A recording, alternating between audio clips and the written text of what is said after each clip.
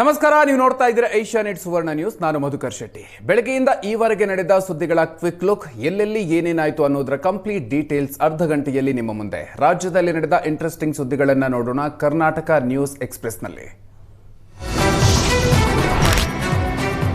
ದೇಶದಲ್ಲಿ ಅತ್ಯಂತ ಸಮರ್ಥ ಮತ್ತು ದಕ್ಷ ಎಂದು ಕರ್ನಾಟಕ ರಾಜ್ಯ ಪೊಲೀಸ್ ಹೆಸರುವಾಸಿಯಾಗಿದೆ. ಆದರೆ ಧಾರವಾಡ ಬಿಜೆಪಿ ಮುಖಂಡ ಯೋಗೇಶ್ ಗೌಡ ಕೊಲೆ ಕೇಸ್ ಕರ್ನಾಟಕ ಪೊಲೀಸರಿಗೆ ಕಪ್ಪು ಚುಕ್ಕಿಯಾಗಿದೆ. ಪ್ರಕರಣದ ತೀರ್ಪಿನಲ್ಲಿ ಕರ್ನಾಟಕ ಪೊಲೀಸ್ ಇಲಾಖೆ ತಲೆ ತಗ್ಗಿಸುವ ಅಂಶಗಳ ಬಗ್ಗೆ ಉಲ್ಲೇಖ ಆಗಿದೆ. ಕೆಲವು ಅಧಿಕಾರಿಗಳು ಮಾಡಿದ ತಪ್ಪುಗಳಿಂದಾಗಿ ಪೊಲೀಸ್ ಇಲಾಖೆಯ ಹಿರಿಯ ಅಧಿಕಾರಿಗಳು ತಲೆ ತಗ್ಗಿಸುವಂತಾಗಿದೆ. ಪ್ರಕರಣದಲ್ಲಿ ನ್ಯಾಯಾಲಯದ ಮುಂದೆ ಸುಳ್ಳು ಸಾಕ್ಷ್ಯ ನೀಡಿದ್ದೀವಿ ಅಂತ ಅತ್ಯಂತ ನಿರ್ಲಕ್ಷ್ಯದಿಂದ ಮತ್ತು ಹಗುರವಾಗಿ ಹೇಳಿಕೆಯನ್ನು ನೀಡಿದ್ದಾರೆ. ಕರ್ನಾಟಕದ ಪೊಲೀಸ್ ಇಲಾಖೆಯು ತನ್ನ ಶೌರ್ಯ, ಧೈರ್ಯ ಮತ್ತು ಕರ್ತವ್ಯದ ಕಡೆಗಿನ ಅಚಲ ನಿಷ್ಠೆಗೆ ಹೆಸರಾಗಿತ್ತು. ಆದರೆ ಇಂಥ ಅಧಿಕಾರಿಗಳ ನಡೆ ಪೊಲೀಸ್ ವ್ಯವಸ್ಥೆಯ ಮೇಲೆ ಸಾರ್ವಜನಿಕರ ನಂಬಿಕೆಯನ್ನು ಕುಂದಿಸುವಂತೆ ಮಾಡಿದೆ. ಆದ್ದರಿಂದ ಅಂಥ ಅಧಿಕಾರಿಗಳ ವಿರುದ್ಧ ಕಠಿಣ ಕ್ರಮಗಳನ್ನು ಕೈಗೊಳ್ಳಬೇಕು ಅಂತ ಸಾರ್ವಜನಿಕರು ಆಗ್ರಹಿಸುತ್ತಿದ್ದಾರೆ.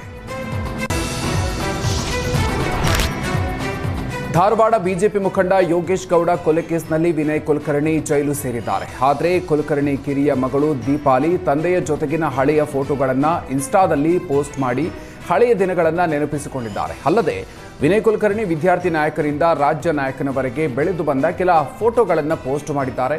ಪೋಸ್ಟ್ನಲ್ಲಿ ರೈತ ಕುಟುಂಬದಲ್ಲಿ ಜನಿಸಿ ಸಾವಿರಾರು ಪಶು ಮತ್ತು ಡೈರಿ ಮಾಡಿದ ಬಗ್ಗೆ ಉಲ್ಲೇಖ ಮಾಡಿದ್ದಾರೆ. ತನ್ನ ಕೆಲಸಗಳಿಂದ ಗುರುತಿಸಿಕೊಂಡ ನಾಯಕ, ಅವರ ನೈತಿಕತೆ ಮತ್ತು ಸತ್ಯದ ಮೇಲೆ ನಂಬಿಕೆ ಇದೆ, ಮುಂದೆ ನ್ಯಾಯಾಂಗ ಹೋರಾಟ ಮಾಡುವ ಬಗ್ಗೆ ಪೋಸ್ಟ್ ಹಾಕಿದ್ದಾರೆ. ಅಲ್ಲದೆ ನ್ಯಾಯಾಂಗದ ಪ್ರಕ್ರಿಯೆಗೆ ಗೌರವ ಕೊಡ್ತೀವಿ, ನಮಗೆ ದೊರೆತ ಪ್ರೀತಿ ಬೆಂಬಲಕ್ಕೆ ಕೃತಜ್ಞತೆ ಸಲ್ಲಿಸ್ತೀವಿ ಅಂತ ತಿಳಿಸಿದ್ದಾರೆ. ಪಂಚರಾಜ್ಯ ಚುನಾವಣೆ ಅಖಾಡ ದಿನೇ ದಿನೇ ಕಾವೇರುತ್ತಲೇ ಇದೆ. ಇದರ ನಡುವೆ ರಾಜ್ಯ ಕಾಂಗ್ರೆಸ್ ನಾಯಕರು ಕೂಡ ಪಂಚರಾಜ್ಯ ಚುನಾವಣೆಯಲ್ಲಿ ಪಕ್ಷ ಗೆಲ್ಲಿಸಲು ಕಸರತ್ತು ಶುರು ಮಾಡಿದ್ದಾರೆ. ಇತ್ತ ತಮಿಳುನಾಡು ಚುನಾವಣೆಗೆ ಕೆಲವೇ ದಿನ ಬಾಕಿ ಇದೆ.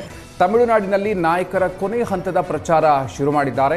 ಇದರ ನಡುವೆ ನಾಳೆ ತಮಿಳುನಾಡು ರಣಕಣದಲ್ಲಿ ಕನಕಪುರ ಬಂಡೆ ಡಿಕೆ ಶಿವಕುಮಾರ್ ರಣಕಹಳೆಯನ್ನು ಮೊಳಗಿಸಲಿದ್ದಾರೆ. ಕನ್ನಡಿಗರೇ ಹೆಚ್ಚಾಗಿರುವ ತಮಿಳುನಾಡಿನ ಕೃಷ್ಣಗಿರಿ, ಹೊಸೂರು, ಶೋಲಗಿರಿ ಸೇರಿದಂತೆ ಹಲವೆಡೆ ರ್ಯಾಲಿ ನಡೆಸುವ ಮೂಲಕ ಮತಬೇಟೆ ಶುರು ಮಾಡಲಿದ್ದಾರೆ. ಬೆಳಗ್ಗೆ 11:30ರಿಂದ ಸಂಜೆ 7:30ರವರೆಗೆ ತಮಿಳುನಾಡಿನ ವಿವಿಧ ವಿಧಾನಸಭಾ ಕ್ಷೇತ್ರಗಳಲ್ಲಿ ಮತಬೇಟೆ ನಡೆಸಲಿದ್ದಾರೆ.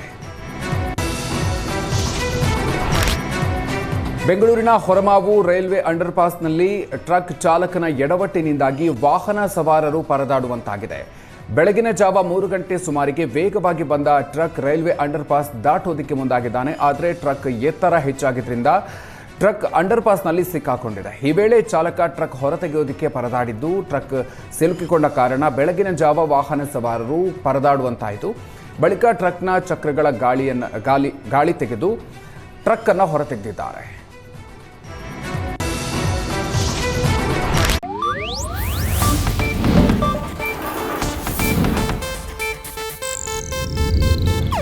ಇದು ಏಷ್ಯಾನೆಟ್ ನ್ಯೂಸ್ ನೆಟ್ವರ್ಕ್ ಪ್ರಸ್ತುತಿ.